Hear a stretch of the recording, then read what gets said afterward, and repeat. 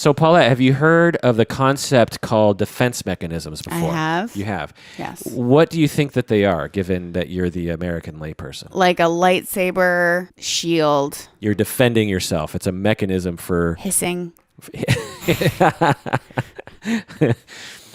Well, they are and have been the cornerstone of psychoanalysis since Freud first introduced the concept. When do you think Freud first introduced the concept? What year-ish? Right after his first cocaine binge in 1884. Ooh, my gosh, close. 1894. Oh my God, I can't even believe I got the right century, frankly.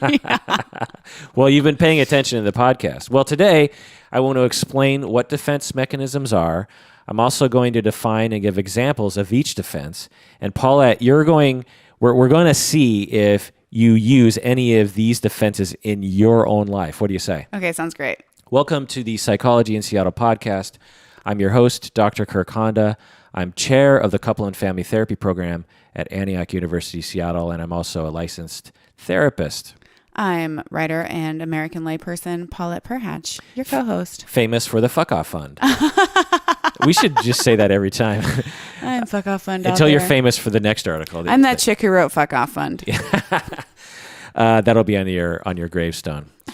This episode is just for patrons of the podcast. So if you're listening to this and you're not a patron of the podcast, this episode will end before the content begins. If you want to hear the full episode, you have to become a patron of the podcast by going to patreon.com. That's patreon.com to become a patron of the podcast. Please do that now to get access to this episode.